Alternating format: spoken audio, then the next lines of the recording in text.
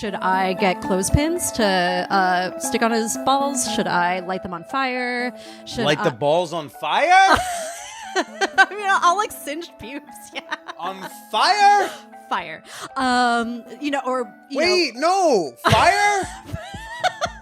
Yeah. Can we talk? Hot Hold wax. on. It's hard pause. Yellow. Can we? But first, a word from our sponsors. HotMovies.com has long been an ethical and affordable place to hashtag pay for some of your porn. Now with Hot Movies Select, customers gain access to unlimited viewings of tens of thousands of additional films from all their favorite studios for the low, low price of $24.95. Visit HotMovies.com, click Select Unlimited, and use promo code MANWHORE at checkout so they know who sent you. Now let's get to the show.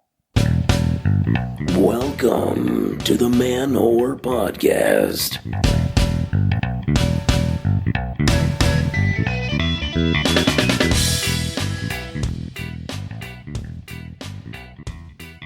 Shout out to whiskey, wine, and weed. Y'all can blame that sexy trifecta for today's late release, because I don't like to take responsibility for stuff. This is Billy Procida, and you are listening to the Man Whore Podcast. Oh, you know, in over 7 years doing this show, I've never missed a Wednesday. But sometimes Billy could use a few extra hours. I'll tell you a little bit about that in a moment. Folks, this week's show, I have got on PhD candidate, adjunct professor, and professional dominatrix, Mistress Snow. And I'm so excited to finally share my dear Twitter friend with y'all in a little bit. But first, we love a good study over here at the Man Whore Podcast, and I read something very interesting that came out of the Economic Journal yesterday. The title of the study is The Effect of Adult Entertainment Establishments on Sex Crimes, Evidence from New York City. And these researchers, they took precinct information, crime data from New York City, from all over New York City. And they also looked at the rise and increase of adult entertainment establishments in New York City during 2004 to 2012. And they were like, oh, well, there was such a drastic rise. What was the effects of this? And the press release for the study from Oxford University Press, the title, very straight to the point: Escort services and strip clubs don't increase sex crimes. Boom. There you go, NIMBYs.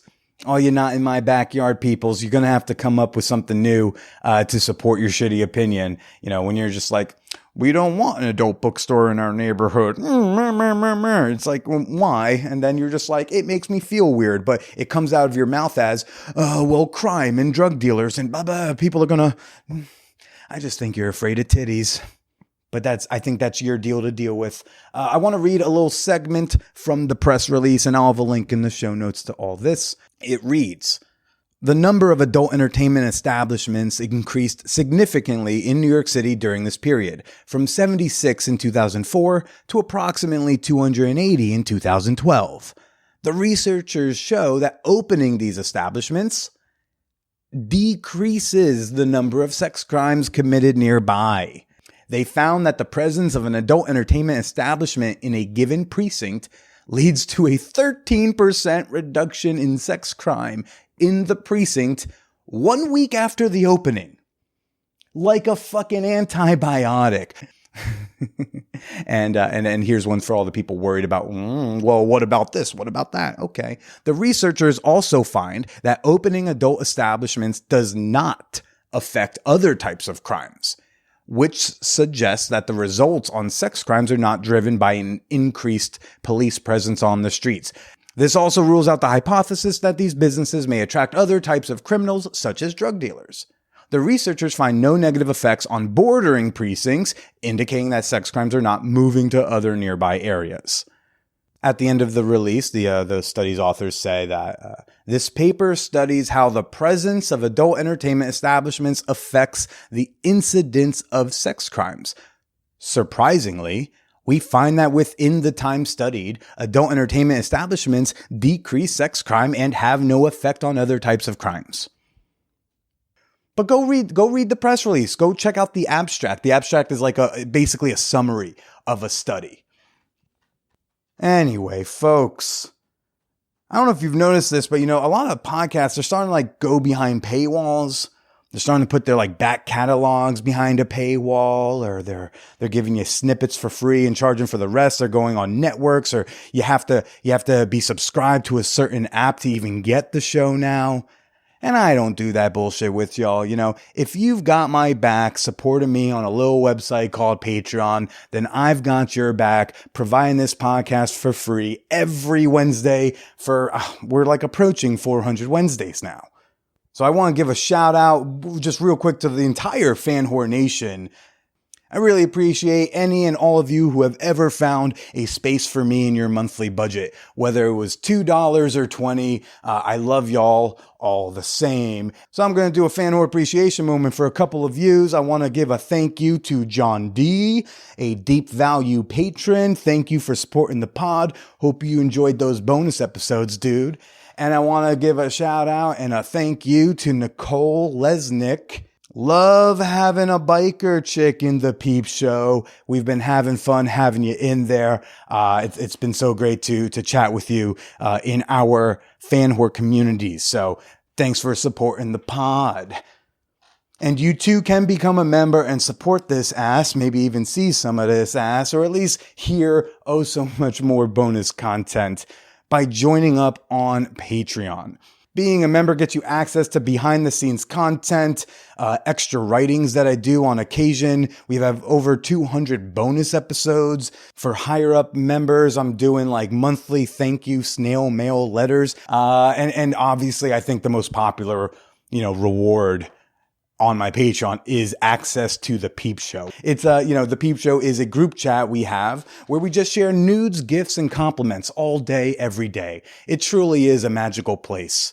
So become a member today, support the podcast you love, and receive a slew of great rewards while joining an incredible community of like-minded people. Become a member at patreon.com/manwhorepodcast. That's Patreon, patreon.com/manwhorepodcast. Keep this show independent. Keep this show free. Keep this show slutty. And now for this week's guest, Mistress Snow. I've been Twitter friends with this gal for a few years now. Finally met up IRL, hung out back in the winter. Love watching what she does on Twitter. She's a great fucking Twitter follow. You all should be doing that there. But we had a really cool conversation about whorephobia in academia. I'm not even going to pretend to give you a summary. Just like hold on to your butts and get ready for some talks of dungeons and doming and doxing. Let's go chat with Mistress Snow. You remember when porn had like storylines and plot and character development? There'd be dynamic characters and like, I forget what a non-dynamic character was called. But over the course of an hour and a half, this character becomes sluttier and sluttier and then finally gives in. And like the final scene is this like cathartic, orgasmic release. And Kay Parker is like the hottest mom in all of porn. Remember those days? HotMovies.com has like a particularly great library of vintage porn. They have licensed some of the top, like most famous, have you ever seen Deep Throat? HotMovies.com. I think they got Debbie Does Dallas over there. They have the entire like Taboo series, which is like my favorite porn series. The other day I was perusing HotMovies.com. I got the coconut oil in one hand. I got my mouse on the trackpad in the other, scrolling around. And what do I see but a Taboo title I've never seen before? That's because this is fucking brilliant. Around Mother's Day, they recut all the Taboo movies. I think there's like 5 or 6 Taboos. And they took all of the scenes that were with the mom in the movie.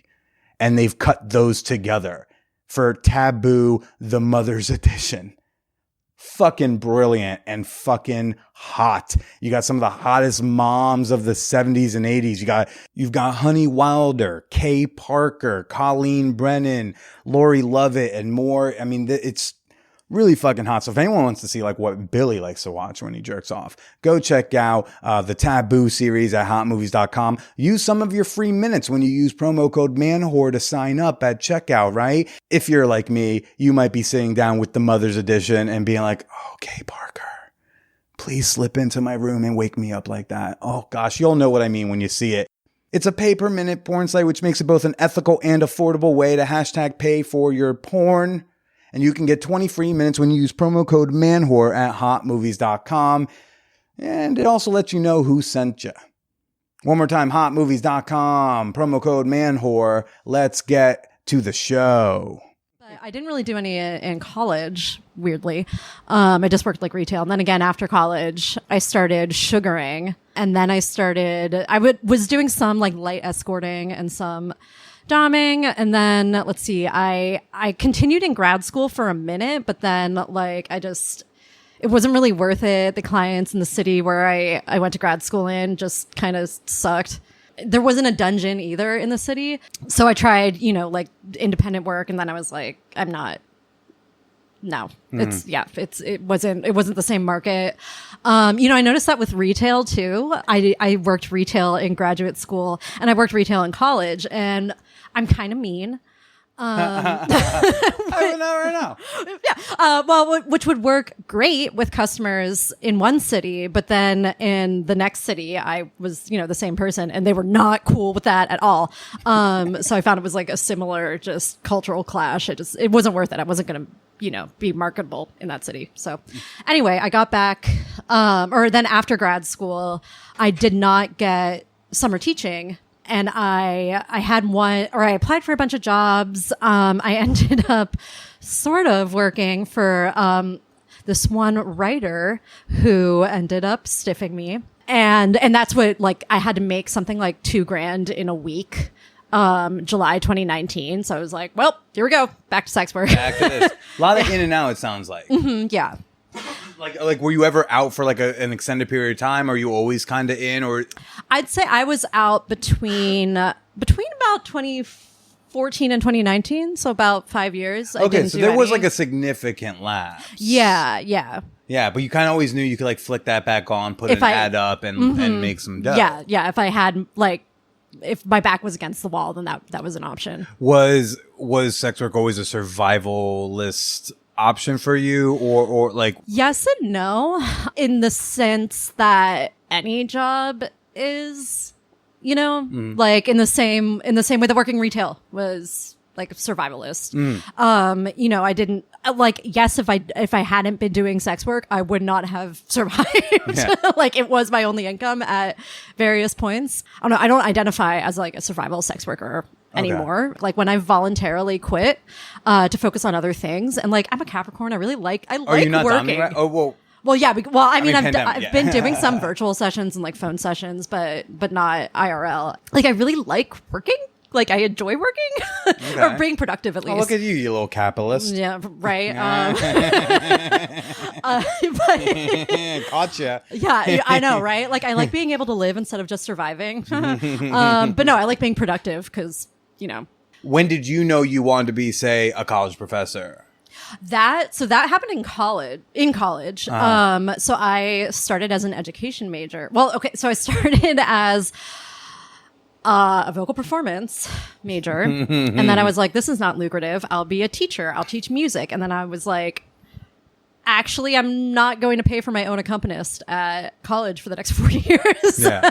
So I switched my majors a few times because I didn't realize that graduate school, if you pursued a PhD, that they paid you. Well, I remember I was talking with one of my TAs my junior year of college, and I was like, yeah, I'd love to go to grad school, but, I don't know how I'm going to afford it, so I figure I'll teach for a couple years. And he was like, bitch, shit's free. I mean, not free, like... Yeah, but that's not how it works. You don't need to, save up money. Yeah. But what made you want to pursue that track?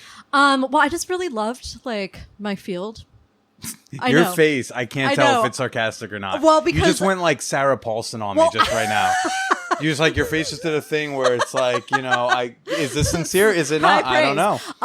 Well, because 10 years ago, I was like, I I'm gonna make a difference. Like, Oh, in you my believe that field. one? Yeah, I did. That's And I was cute. like, my research is important. And now I'm like,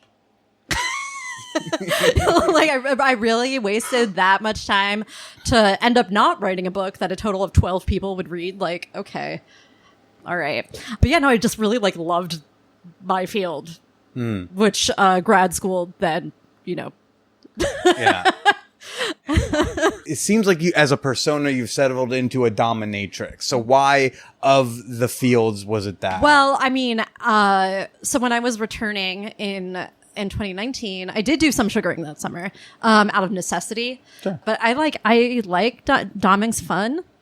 And I'm of rather confrontational, domineering, bossy person. Anyone who follows her on Twitter knows all of this. That gets me into trouble a lot. We'll get into it. I can't wait. You've tried a lot of the different forms of sex work, and you said doming is like the most fun, which I would agree. Do you feel like that's like it's a safe space for you to just really let out a fucking lot of anger? a A lot of feminist rage. So I never really, I tried to keep them separate, I tried to have some like ethics, like, oh, don't take your like frustrations out on these clients. Yeah, I know, right? That lasted like a week. I remember I got an email from my former mentor. This was, I think, August 2019. And I had been like, hey, can you revise my letter of rec, right, for the next job application cycle? And she hadn't responded. And I had this one ball busting session at, let's say it was at like 10 p.m. I think it was at 10 p.m. And I get an email from her at like 9:50. That's like, no, I can't revise your letter of rec. Okay. And I'm like, which is unheard of, really. Yeah. Well, like literally all that you really need to do is change the year from 2018 to 2019 and upload the same fucking letter. That's it. Right. 2 seconds. And like not fuck a student. Well, yeah. I feel like those are like two things. Well, I feel like if you fuck a student and you get away with it, then you should be forced to write them like the greatest letter of rec ever. Like they deserve a job. So she's like, no, I just can't do it right now. It would be like too much work or something. And I was like, bitch, you're on sabbatical and you would have to change one motherfucking number. And then I heard my dominator at the time was Oksana. I heard, Oksana, your client's here. And I went in with, I think, a golf club and it was a ball busting session. And I just beat the fuck out of that poor bastard's nuts. Do you ever get curious about like what Sometimes. they want you to do and then ask, and then like after the session or before they kind of go like, oh yeah, like my mom in 82. Well, they'll tell me usually. So actually I think this dude, and I don't want to like, give clients business because I'm sure he's like still a client and whatever. He'd be like, that bitch Oksana. Sure. I mean, it was like a self-loathing thing. And like, I don't deserve to procreate. And then, and I remember being like, oh, that's sad. And then one day he started talking to me about like women he's dated or like matched with on dating apps. And I was like, oh yeah, you should hate yourself. Oh my God, you're awful. Like, jeez. Anyway, long story short, yes, I have taken aggression out on clients, not to their knowledge, I don't think. And it's always circumstantial. But For them, it's like it's a bonus because they're like, oh, she's going like extra hard. She must like me. Right? I wonder. Yeah, usually one of the other nicer parts of doming is that like this is for my pleasure, ostensibly, not theirs. So if they don't like how I'm treating them, then too bad. Yeah. Like as long as I'm not violating consent. Yeah. I do what I want to do. That's the point. Right. Yeah. And it's been a while since I think I've had a pro dom on the show before. What is like the process of when you like go to hire a pro dom of like talking through all that stuff, and like how much of it is like them saying, I know I'm the sub, but like I really kind of need this thing to happen at some point, versus you get to just kind of do it how you want, however you want. So I greatly prefer being in a dungeon rather than independent work, just because it's safe. It seems safer to me. There's, usually like you can rent out dungeons, but I don't want to say that I'm lazy. I'm just like, I think I'm overworked. So I'm like, if I'm going to be teaching 5 classes and also doing this, like, I just want to go to my shift and the clients come to me. But with my clients, Did you say 5 classes? Yeah. 5 classes plus doming. Mm-hmm. I thought I was going gets you by to die. That one. Well, actually, I made enough money to pay off like a substantial chunk of credit card debt in 2019, 2020. And then my employer fucked up my paycheck for like 4 months and I racked up all the debt again. Right. So, but just like, I just want to hear people to hear that. As an adjunct professor. Oh, 5 classes. 5 classes and doming. And doming well. I take it you weren't like one of those people who's like, I'm going to dom and like you get like 1 client a month. Like, yeah, no, I would get. You were working. Yeah. That got you by. Yeah. Yeah. Noted. I just want people to hear that because I don't think that's one that gets talked about very much. No. Yeah. So, yeah. Well, and I like comparatively I don't want to say I had it good because I had it terrible, but there are some adjuncts who make less than half what I make. Yeah. And I still had to teach 5 classes and do sex work. But so if somebody's like calling up a dom, because I feel like when you hit up a dom versus like say an escort. So I rarely would man the phones at the dungeon. Like I would if like the manager had to go to the bathroom or something. Okay. So I wasn't usually on the phones. She would, meet the client, take them to their room, collect the money so they can book for a specific dom. Or sometimes you'll have like a meet where each dom will go in and introduce themselves and talk to the client, and then they'll choose one. So usually, depending on I'll ask what they want, and if it's something that I like really fucking like, I hate pegging. I'm so sweaty just as a person, and pegging it's just gross. I mean not gross, like not to kink shame. It's just like I feel physically, I'm like I start wheezing. It's not attractive. Like it's not necessarily the pegging. It's the physical exertion of energy. Yeah, it's not. I feel like putting on a dick feels like putting on a fake nose. Yeah. Like Groucho Marx. And I just can't. So, if it's something or like, brown showers, for instance, not in my repertoire. If what they want aligns with what I'll do or what I'm good at doing, and they end up choosing me, then before I go and like get all the like implements I'm going to need and like get into the whatever like outfit I think is, cause I mean, I would usually be wearing like generic, but one of my comfier like outfits, but if I had to change into something, and then ask like, okay, so what's your relationship to pain? What are your hard limits? Is he allowed, like, is he still himself in that when you're having that conversation? Or does he have to kind of answer it like a sub and be like, well, I'd really appreciate if you didn't do X, Y, and Z? Well, I'm pretty direct and to the point. So I tend to get really fucking irritated if they do that shit. Okay. You want them to be a person so you can get this conversation done. Exactly. Yeah. I'm like, I don't want to, or I'm thinking like, I had this one client right before the pandemic. And I remember he said he wanted CBT. So I was like, okay, like asked him like what kind of pain he wanted and didn't want. Are there different types of pain? Well, I mean, I like, should I get clothespins to stick on his balls? Should I light them on fire? Should light the balls on fire? I mean, I'll like singed pubes. Yeah. On fire? Fire. Wait, no. Fire? Yeah. Can we talk? Hot hold wax. on. It's a hard pause. Yellow. Can we?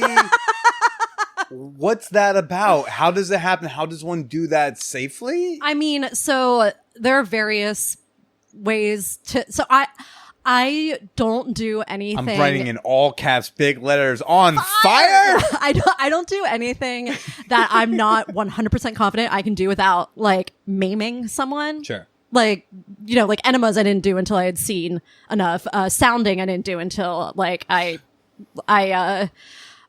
dipped into a couple sessions. Sounding is my safe word. It's actually really fun.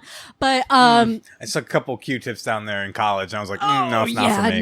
No, we use lube, medical grade. I know, but I just want to get an idea. Understood. And I was like, I don't think I need to go further. No, I'm respect.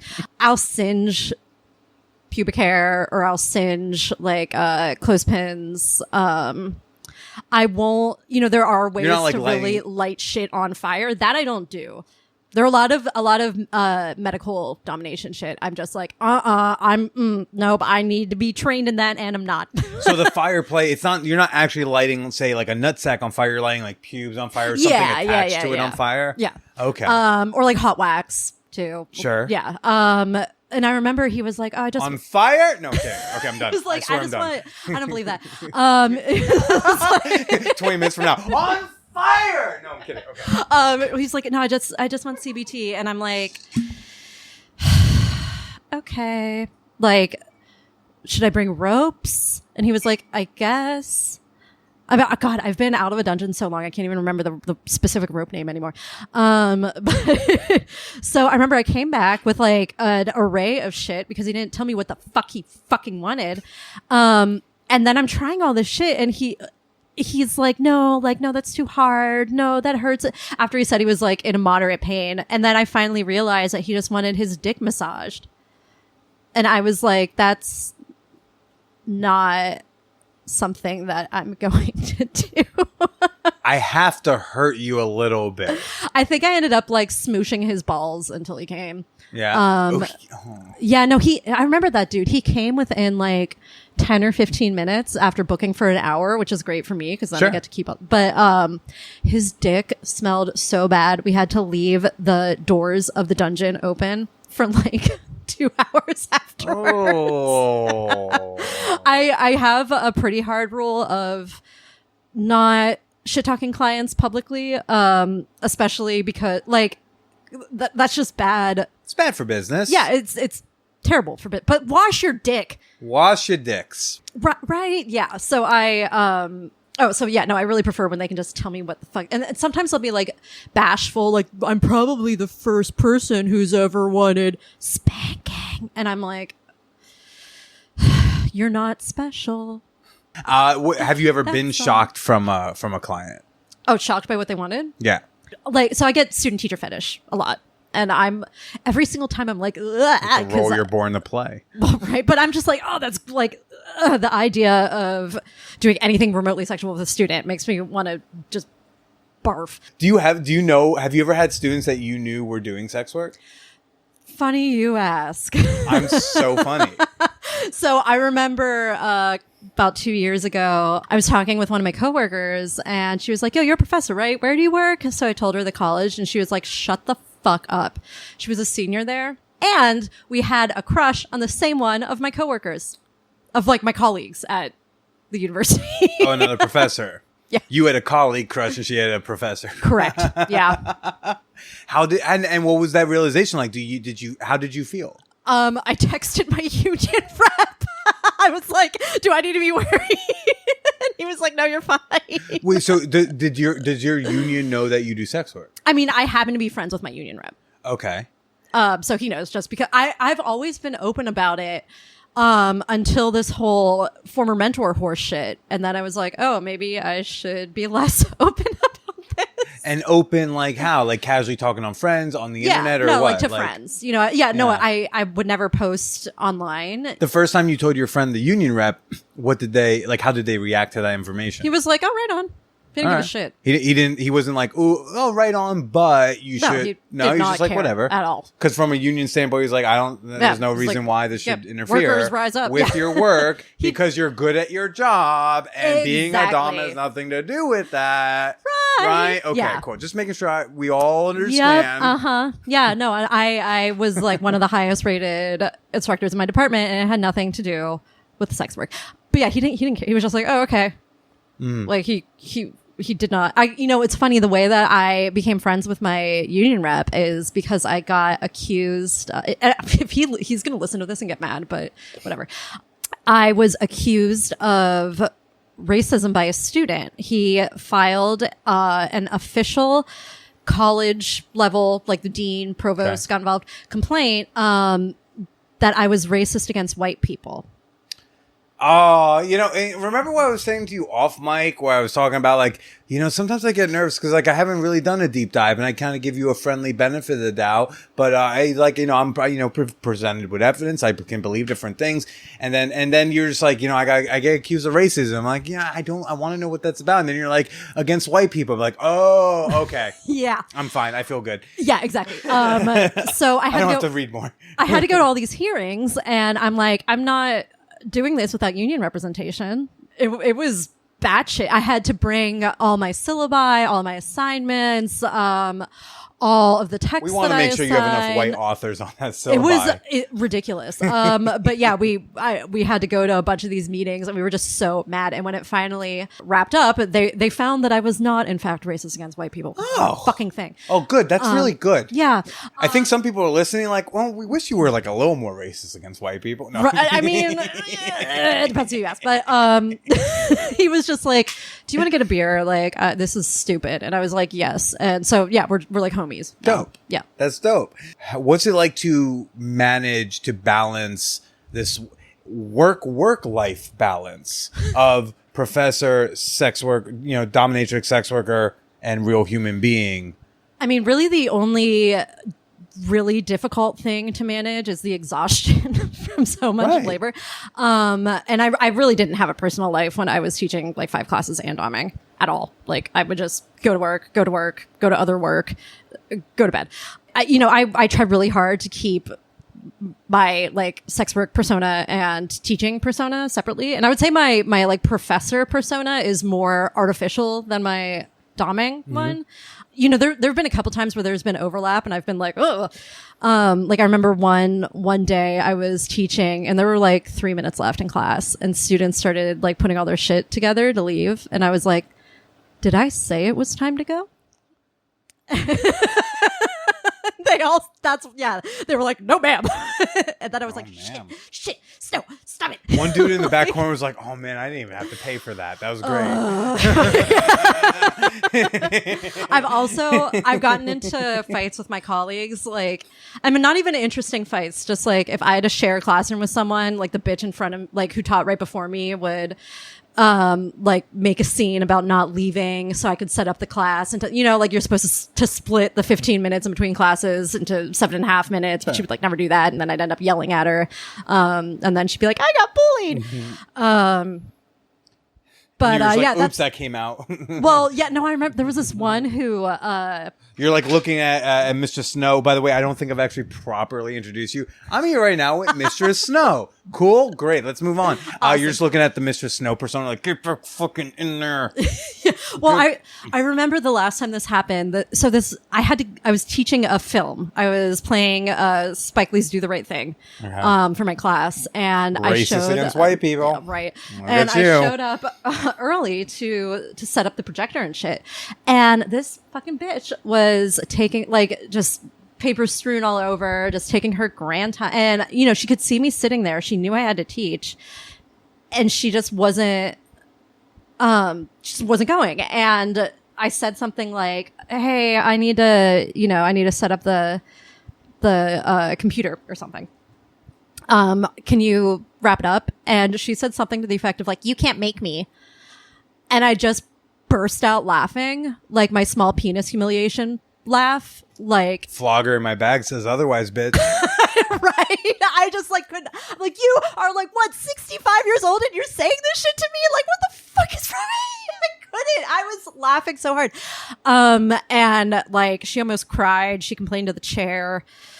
It was not. He and I never really got along. Is that a Hitachi pin? That you have on your backpack? Shout out to my boy Kevin Knight at Geeky and Kinky Pins.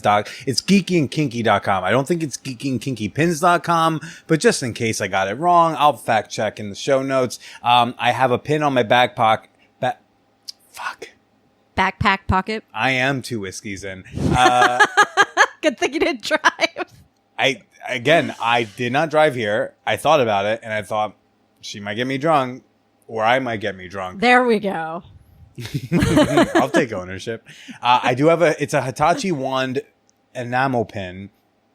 But as you can see, It has a Deathly Hallows symbol on it, which makes it literally a magic wand. Oh my fucking God. Kevin Knight, you are brilliant. I love you. I love being in clubhouse rooms with you. And people, this is not a sponsor. Just go to geekyandkinky.com. I think Kevin should give us a promo code that is like everlasting for fan whores. But like, that's a conversation he and I can have in the email. But yes, no, that's a Hitachi wand with the Deathly Hallows symbol. That's so funny. Yeah. He has great ones. He's got like Velma like tied up in rope and like Dom's Scooby-Doo. I know what I'm going to be doing all night. Oh, yeah. He's great with pens. Drinking alcohol popsicles and getting a fuck ton of pins. Get a fuck to ton go of with my pins. other pins that I like haven't put on anything yet. If you are geeky and you are kinky, these are the pins for you. I'll put a link in the show notes. So for you, the balance was difficult, and sometimes like your personalities might mesh in the wrong world, but overall, and sometimes you were overworked, but that was about... Yeah, or like if I had like you never had like a client show up in the professional life. Did you ever have a client show up in personal life? I mean, I have recognized clients before, but I just kind of keep that to myself. Okay, so no one's ever been like, Mistress, no. Yeah, no. I still got that bruise. Remember? Well, no, I did. I remember I was at work. I was like outside walking, and I walked past a client from the previous week, and we were both like, ugh. But then we just kept walking. Just like, whoa, oh, shit. Oh, gosh. I went for a run once. And so my happy ending massage lady of choice lives like 3 blocks from me. And 2 apartments ago also lived 3 blocks from me. She always, so I went for a run like a couple years back. And like I was like on my run. And I couldn't stop. But like I passed Sarah. And I was like... I'm like full running, but I'm like, oh, yo, Sarah. And she's like, hey, yo, Billy. And I'm like, what's up? I'll call you later. I need a massage after this run. You use your real names? That's what she calls herself in her thing. I don't know. Oh, okay. Hey, either that's her real name or fake name. I don't know, but that's the name that's her public facing name. You know, one of my favorite things about doing sex work is that it has really just cemented my ethos of mind your fucking business.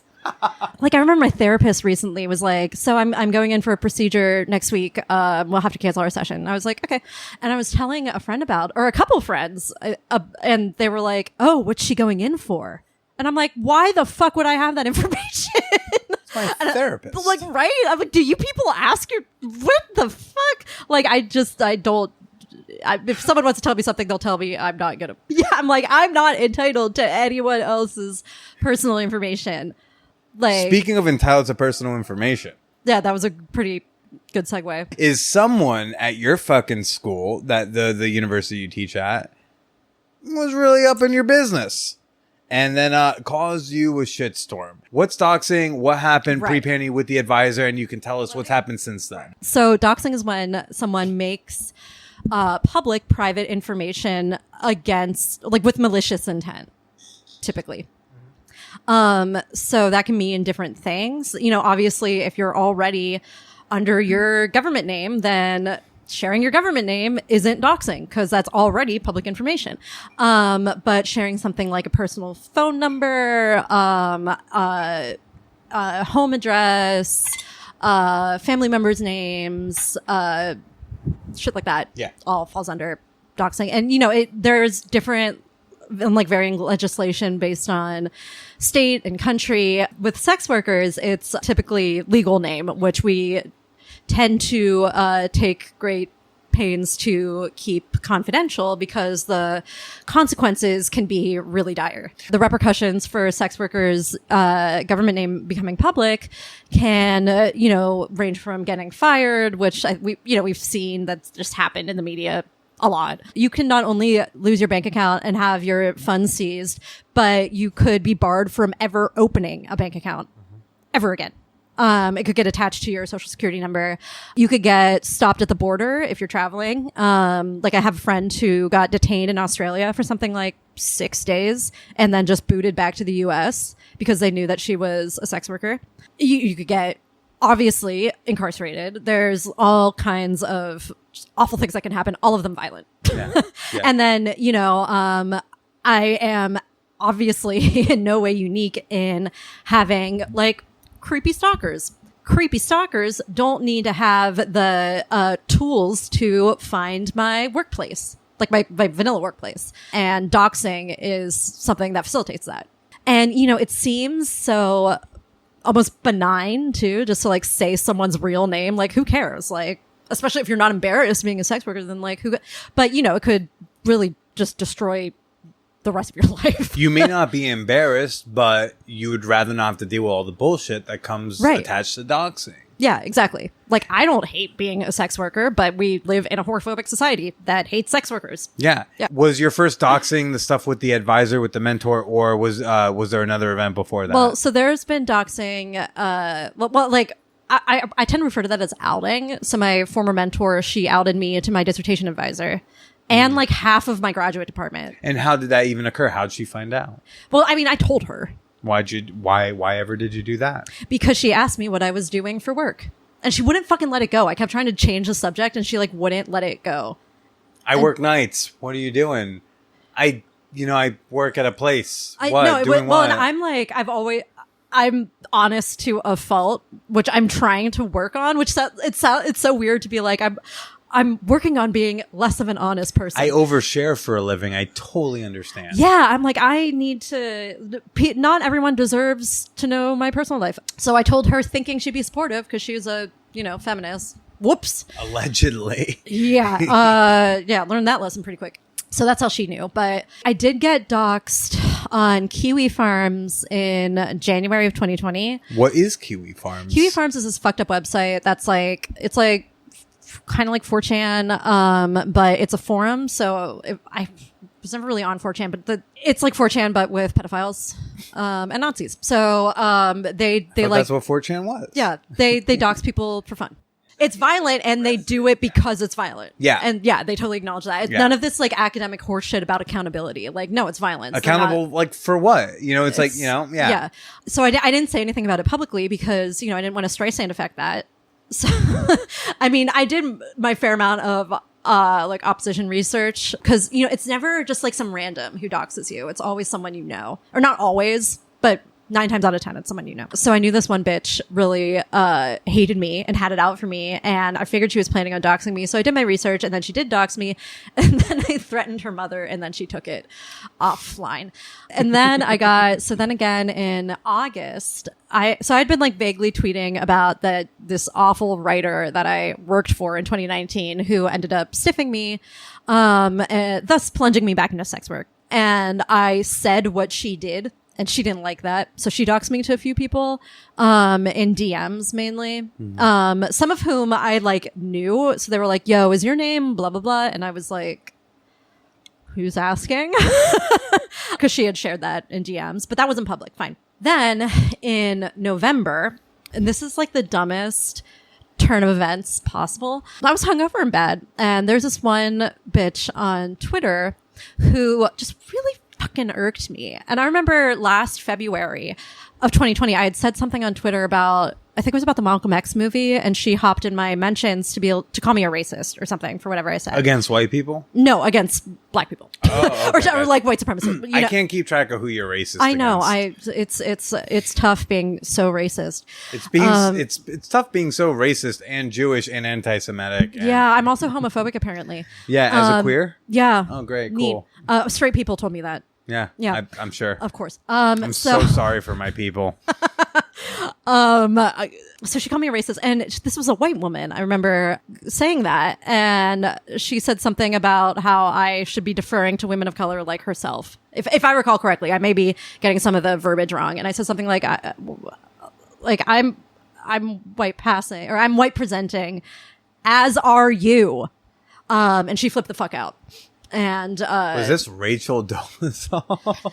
No, but might as well have been. So that was February, whatever. Then a few months later, I was just thinking, I forget what I saw come across, because she had blocked me, so I was like, whatever.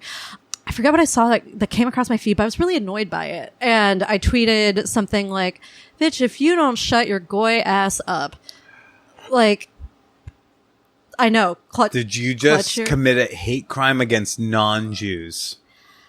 Apparently, because I went to sleep. I took a nap. I woke up. My phone was blowing up, and some goofy bitch I'd never heard of, from Ireland, weirdly, who interestingly happened to be teaching in the same department where my former mentor was teaching when my article blew up in the same exact field. but Your article about my former mentor. So I think it doesn't take PhD to figure out how she got that information. But she posted something like, "This is the most vile anti-Semitism I've ever seen on this website. Report and block Mistress Snow for this hate crime."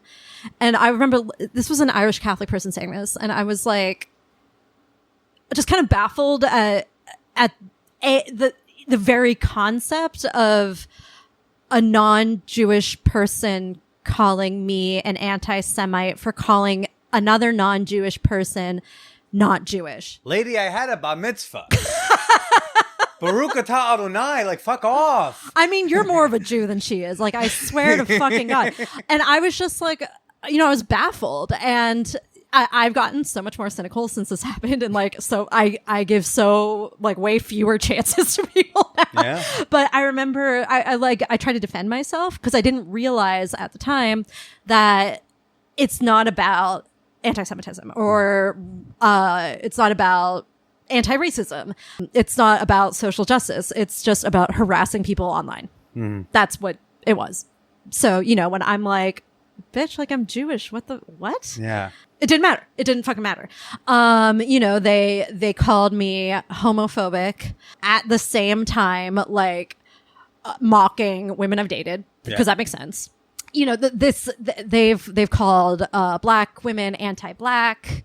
But to get back to the advisor who outs you as a sex worker, did she like tell the university? What's the fallout of you offering this sensitive but not a big deal information to your advisor who you trusted, who goes like, actually whores are evil, this is bad for your career, and I also don't want to be attached to it, bye. Yeah. What happens? What's the fallout of all this? Okay, so she kind of cut off her relationship with me, which had been extremely close. But she didn't really tell me that, She was like, "Oh, I just need some time or whatever." To what? Process that I spank dudes for money? Apparently, yeah. And she was like, "Well, if you just stop doing sex work and stop doing this and stop doing that, then I'll restore your letter of rec." Like it was just a complete mindfuck. Did you ever think about lying to her and saying, "Okay, fine, I quit"? I did. I even came up with a fake day that was my last day to be like, "Oh, I haven't been in the dungeon since September 4th. What'd she say to that? She didn't give a shit because she's a heinous bitch. Once a whore, always a whore type of stuff. Mm-hmm. I decided to write this article in the Chronicle of Higher Education about it because I'm like, I don't know what the fuck else to do. I'm not one to let people abuse me and get away with it. But I'm also not an asshole for the most part. So I gave her a heads up that the article was coming out because, only. And did you name her in it? No, I gave her a fucking pseudonym. You classy cunt, you. I was like, I told her that in the email. I was like, listen, I don't want this to take you by surprise because only a dick would do that. Like when you fucking removed my letter of rec in the middle of the night without telling anyone. But this article is coming out and it doesn't name me. It doesn't name you, but it's not even really about you. It's about academia. Like you're not important enough to think that this article is about you. Sure. And then she went and told my dissertation chair.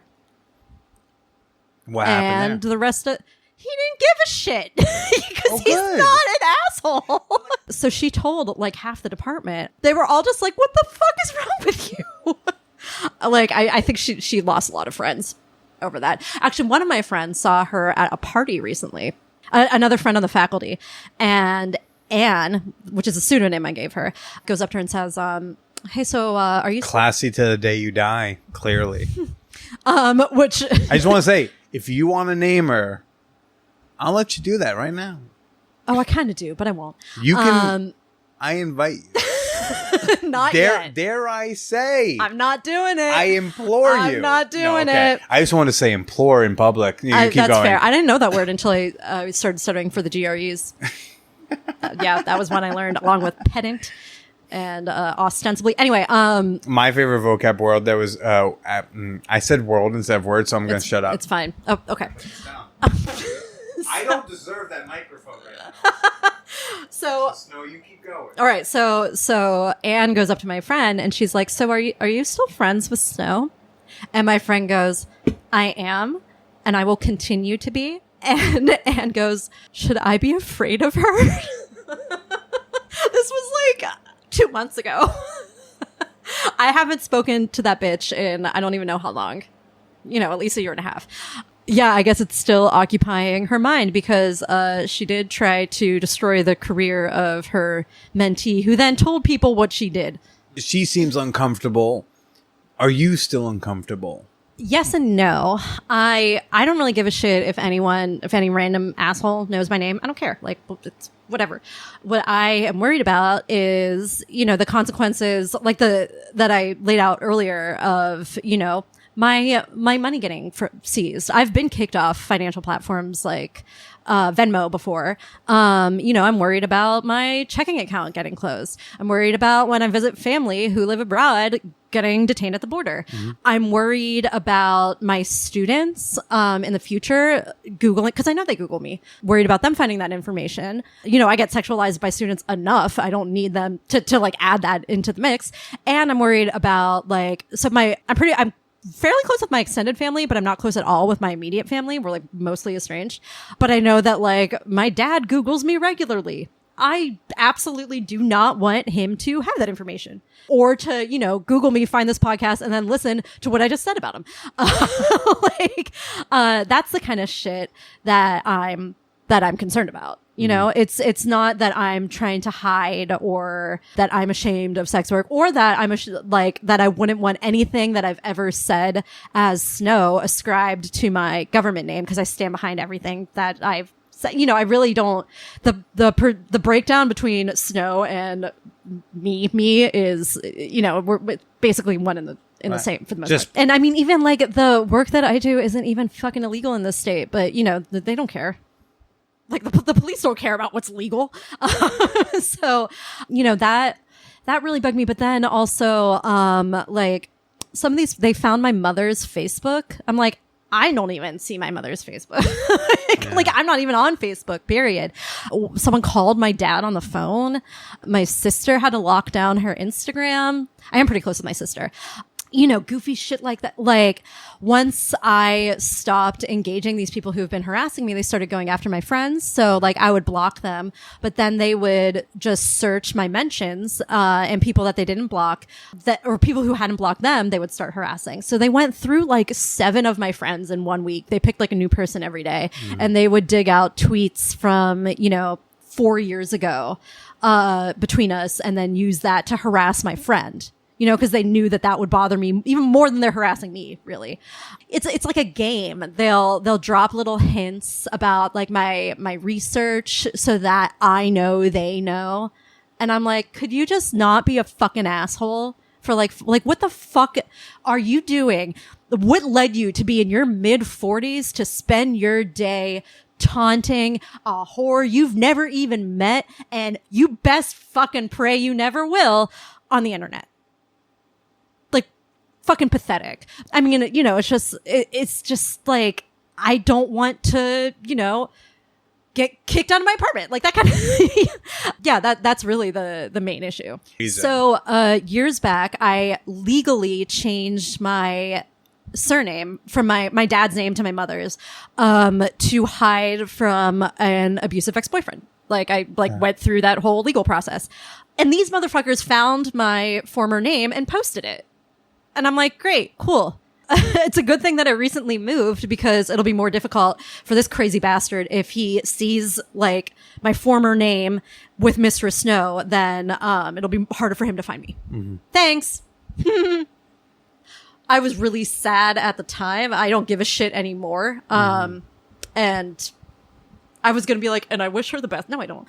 But, all these things have made me like, all these things have made me a much more, I don't want to say cynical really, but less forgiving person.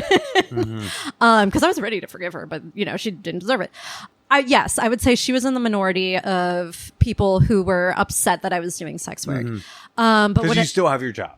Right, yeah. And my job wouldn't fucking care. Do you feel like the university would care? No, I really don't think they'd give a fuck. And I think that they know that firing an adjunct who's already precarious and had to go into sex work because of the just poverty wages that come from adjuncting would not be good PR.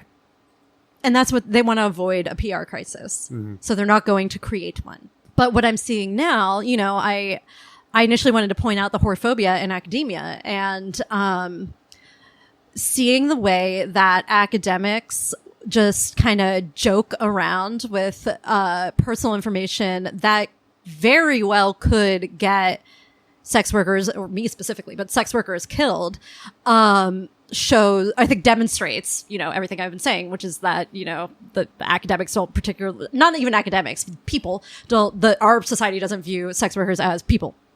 Certainly not worthy of protecting. And, you know, just like dropping this information like it's a game, you know, like don't fucking do that with other people. Yeah. Yeah. Especially like, I think too, as the pandemic's gone on, people have gotten crueler and have really just divorced our social media from like our material realities. So, you know, think that they can pull this like cyber harassment horse shit, and it's just the internet, you know?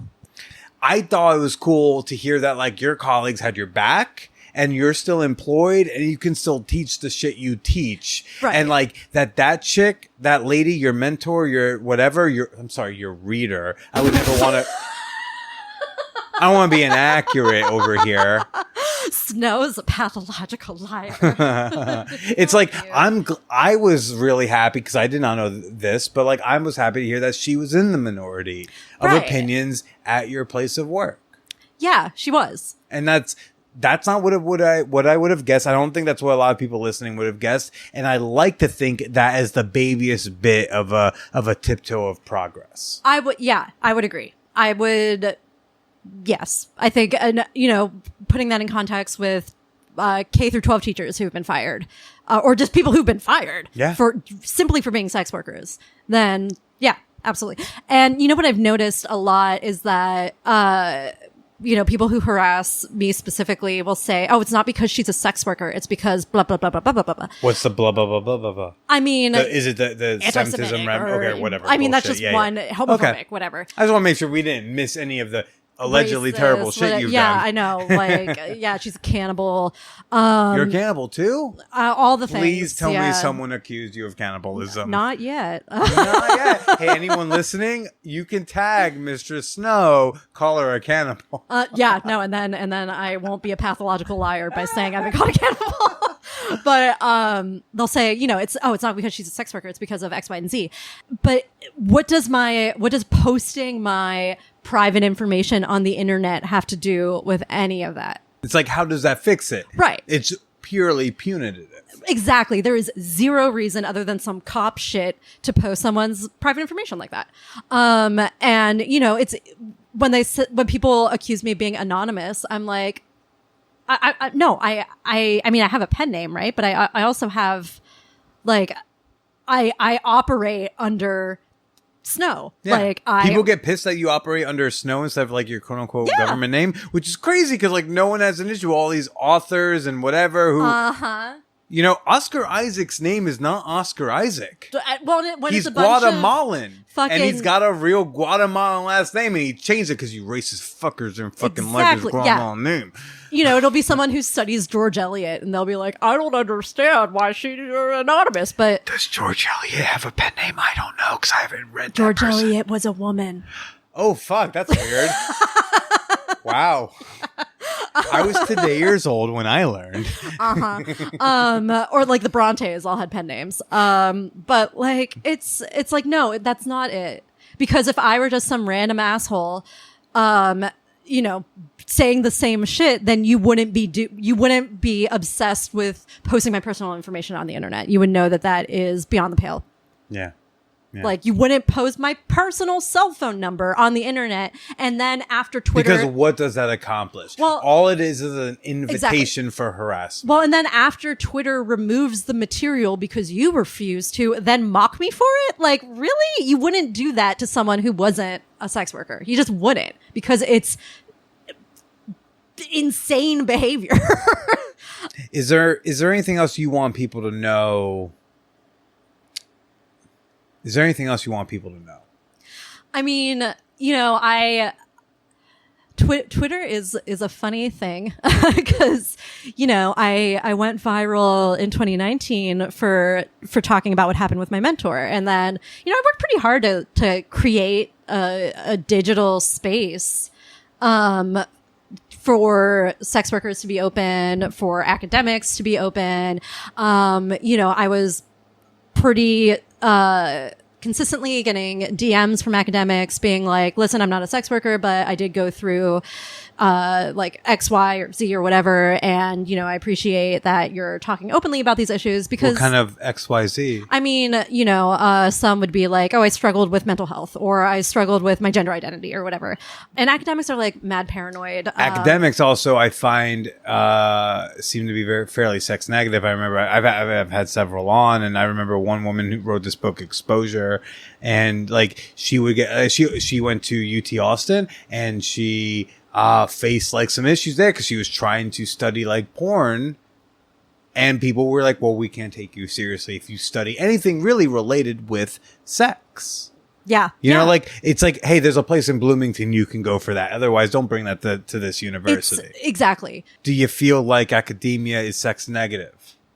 Oh, God, yeah. Well, academia is everything bad about society amplified. Academia is racist as fuck. It's sexist as fuck. It's homophobic. It's transphobic. It's obviously horphobic, but it's beyond ableist. You know, I remember being in working on job market materials in a workshop maybe five or so years ago, and someone saying, cause, you know, you often need to write like diversity statements for universities to explain like why, like how you handle diversity in the classroom or whatever. Okay.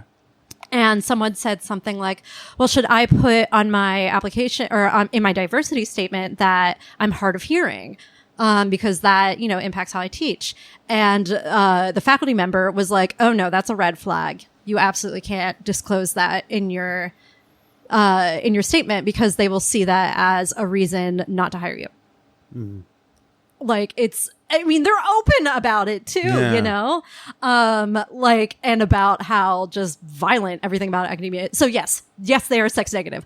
Also, they're like, God, I remember my first semester at grad school, we were out at like a bar and someone was like, how many people, have you slept with ever? And at the time, God, I was like 22. So I was like, I don't know, 45. And they all, that's a cute number. Right? Yeah. And everyone was like, and everyone that, like, I remember my 45. I don't because I lost count around 20. But no, we reached the triple digits long ago. I gotta go check a Google Doc and figure out who that was. Yeah, I have no fucking idea. But you know, and everyone was like shocked and appalled and like, well, I was just with one person before my husband and like, whatever, fine. If you don't want to fuck everyone, don't act aghast when you ask a question and someone answers it. 2, 3, 4, 5. Leah. Oh my fucking God. But I mean, no, academia is, and you know, there's a lot of like sexual harassment and sexual misconduct within academia. Have you faced any of that? Oh yeah, yeah, but that would be a whole other podcast. I mean, we could do a bonus episode, but we don't have to. I have had 3 whiskeys. I don't know if I could do a bonus episode. No, I'm kidding. Yeah, but we could do a second. I don't know. But no, there's a lot of sexual misconduct in academia to the point that it's puritanical. That's been the response by many universities and departments. Like, just stop serving alcohol at conferences. Or I know that one of my friends was instructed that she was prohibited from texting her teaching assistants because texting is too intimate and they were only to correspond via email. Sure. I can send a dick pic via email. Like, it's just wild behavior. I can't think of any other industry where you're not allowed to text your colleagues. As if, like, someone who wants to send an unsolicited dick pic would go like, I was going to text. Oh, I got an email. I mean, right. That's too much. And, you know, it would be texting shit like, can we all meet at the library at 3? Yeah, it's just wild. So I think that has some to do with it, but yeah, no, it's just the most like oppressive nonsense. Mistress Snow, I appreciate you sharing this all with us. And, where could people go to find you, to harass you on the internet? Right. So to harass me on the internet, you can go to twitter.com/Mistress Snow PhD. I recently had to delete a whole backlog of like a year and a half of tweets because I'd been getting fucking harassed so much. What kind of tweets were you deleting? No, I think I had to delete like 80,000 tweets because people were they were going through my mentions from years ago and harassing people to fuck with me. So I was like, okay, fine. I will take that option away. Did you hire someone to do that? No, you can pay like $15. I archived my Twitter feed and then just wiped it. Okay, Yeah. got it. I do have some stuff in the works, but it's not live yet. Okay. I actually was supposed to have an announcement a few weeks ago, but it has been delayed indefinitely due to all of the harassment, which was not my decision. It was a legal team. And can people hire you as a dominatrix currently? Oh, absolutely. And how do they do that? Well, I have, phone sex lines. I have Night Flirt and Sex Panther. If you are local, and I do travel around, then I in-person sessions are really my like wheelhouse. This is the one thing that I liked avoiding in a dungeon is I didn't have to vet clients, but Sure. and I will, on occasion do Skype sessions. If anyone says, hey, I heard you on the Manor podcast, I would love to schedule a session for free, I will screen them for you. Because Excellent. I feel like I should own those people. I was afraid you're going to be like, kick them back to me and say, you got to talk to Billy first. Word, and I yeah. will screen them like any gangbang I've organized. Excellent. Because you are my That's friend. what I call a service bottom. Damn it. You got me. Snow, thank you for chatting with us. Thanks for having me on. And why don't you go ahead and say goodbye to everybody? Bye, everybody.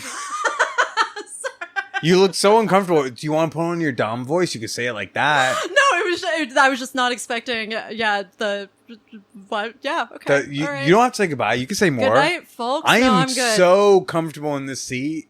Like you can. I'll put this down. No, Oh, you're good. Yeah, Because I plan to go to the bathroom and have like one more of those. Yeah, no, I figured. Yeah. Okay, you're gonna have another popsicle. No, I'm gonna have some wine.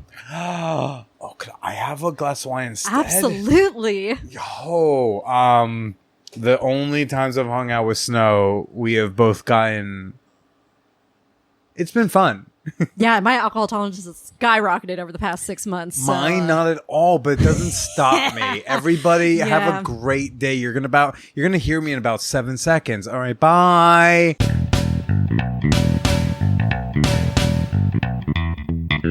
On fire? Oh gosh, yeah, I know that was like from a long time ago in the episode, but on fire? Really? Anyways, Mistress Snow, wow, what a fucking trooper. But you check out her threads on Twitter and you're like, oh, this chick fucking handles her damn business. And that's why I'm a fan. That's why I think she's good people. I hope you'll be following her again at Mistress Snow PhD. And I got a link in the show notes to her Night Flirt, her Sex Panther, and stuff like that. I also have a link in there with the sex crime study. Folks, ManWhoreCon is coming up August 12th through August 15th, and I'm so stoked. I'm so psyched. I'm trying to think of like what games I should be like preparing us to play. Do I need like a Slutty Sellers of Catan? Do we need a bottle for a spinning game? Or, should I bring the Twister? What are we doing? We're hanging out. We're having a good time. We're having good vibes. I happen to know there may or may not be some decriminalized pot cookies coming up to Hunter Mountain with us. So we do still have 2 rooms available. I've got a single queen size room for $610 for the whole weekend. And then there's another room that has 2 queen size beds.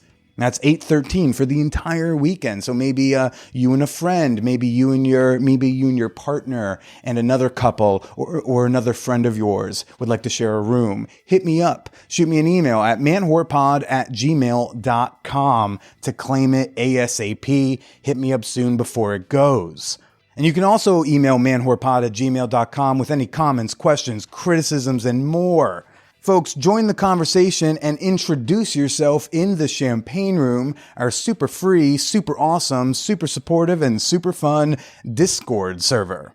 And I know I said Discord, and I know Discord really throws people off, but I promise it's real easy to pick up, and you'll think, why the fuck have I been on Facebook for this long? It's all about the Discord.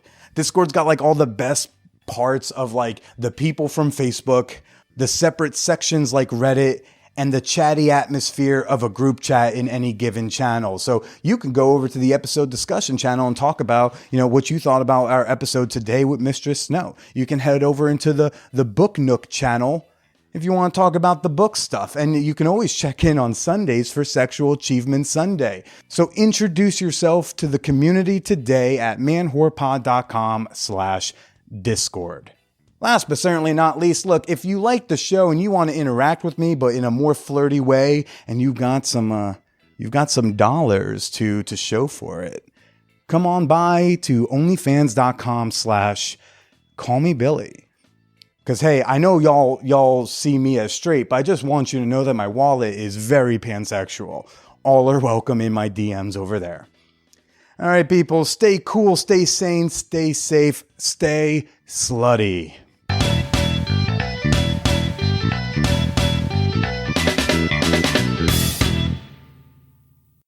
It's the vibrator that has no equal. And now, Motor Bunny offers their thrusting sex machine, the Motor Bunny Buck.